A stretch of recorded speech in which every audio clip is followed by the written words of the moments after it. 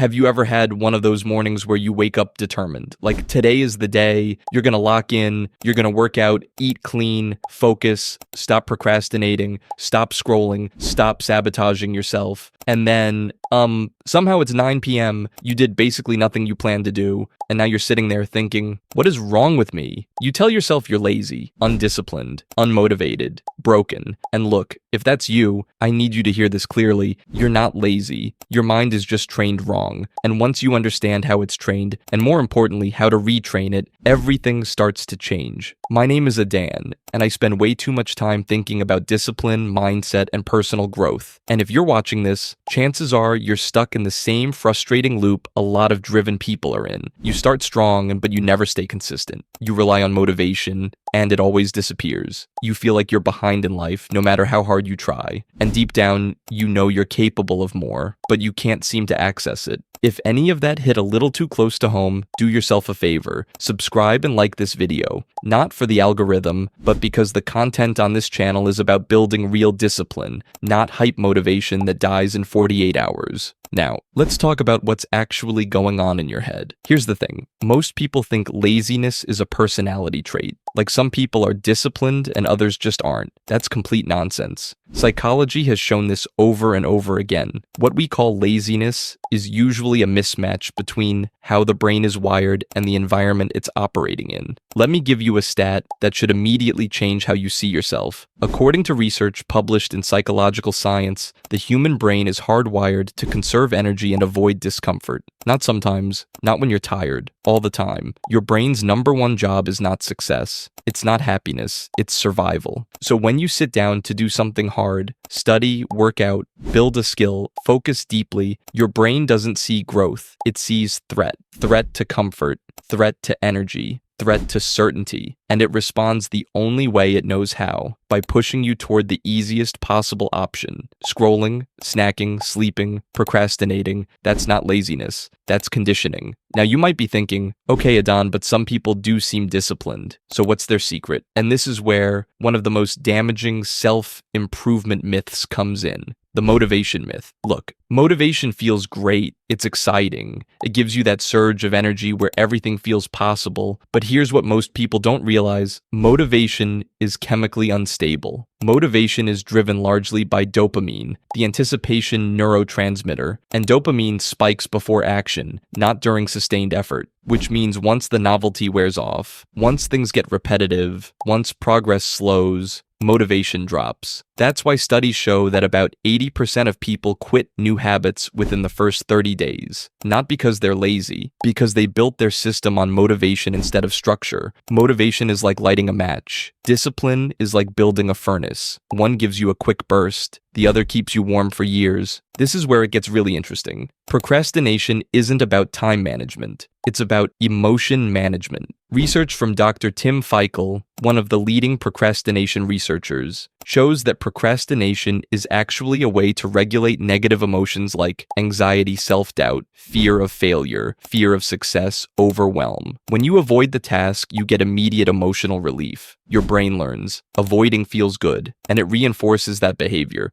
So every time you say, I'll do it later, you're not being lazy. You're training your brain to associate delay with comfort. That's a dangerous loop. Look, here's a hard truth. Your brain is always learning, always adapting, always optimizing. The problem is, it's optimizing for short-term comfort, not long-term growth. Every time you hit snooze, skip the workout. Avoid the difficult conversation. Quit when it gets boring. You're teaching your brain a lesson. You're telling it, discomfort equals danger. Avoidance equals safety. And over time, your tolerance for effort shrinks. This is why things that used to be easy now feel exhausting. Your mind wasn't born weak. It was trained that way. Think of your discipline like a muscle. If you never use it, it atrophies. If you overload it too much, it tears. But if you train it progressively, it grows. Most people make one of two mistakes. They do nothing and hope motivation saves them, or they try to overhaul their entire life overnight. Both fail. Why? Because discipline grows through controlled discomfort, not extremes. Here's what most people don't realize. Your environment shapes your behavior far more than your willpower. In fact, Studies suggest that up to 70% of our daily behavior is automatic, driven by cues in our environment, not conscious decisions. That means if your phone is always within reach, if junk food is always visible, if distractions are everywhere, you're not weak for giving in. You're human. High performers don't rely on willpower. They engineer their environment. They make the right behavior easier and the wrong behavior harder. Now let me flip the script for you. Discipline is not about forcing yourself. It's about reducing friction between who you are and who you want to become. Instead of asking, how do I push myself harder? Ask, how do I make this easier to start? Because starting is the real battle. Once momentum kicks in, the brain shifts from resistance to engagement. That's neuroscience, not motivation talk. Action. Step number 1, lower the activation energy. Here's something you can apply today. Lower the activation energy of your habits. Instead of, I'll work out for an hour. Try, I'll put on my gym shoes. Instead of, I'll study for 3 hours. Try, I'll open the document. Your brain resists big commitments, but it rarely resists tiny ones. And once you start, you're far more likely to continue. Action step number 2, build identity-based discipline. This is huge. Stop relying on outcomes to motivate you. Instead, build identity. Don't say, I'm trying to work out. Say, oh, I'm someone who doesn't skip workouts. Don't say, I want to be productive. Say, I'm someone who finishes what they start. Research from behavioral psychology shows that identity-based habits stick longer than goal-based ones, because quitting a goal feels neutral, but betraying an identity feels uncomfortable. Use that. Action. Step number 3, make failure boring. Most people treat failure like drama. They miss one day and spiral. I always do this. I can't stay consistent. Why even try? That emotional overreaction trains avoidance. High-discipline people do the opposite. They make failure boring. Missed a workout? Okay, back tomorrow. Ate like trash? Cool. Next meal. No self-hate, no story, just correction. Consistency isn't about never failing. It's about recovering fast. Here's another uncomfortable truth. The way you talk to yourself matters way more than you think. Studies show that people who view self-control as a limited resource perform worse than those who see it as trainable. If you keep telling yourself, I'm lazy, I have no discipline, I always quit, your brain believes you.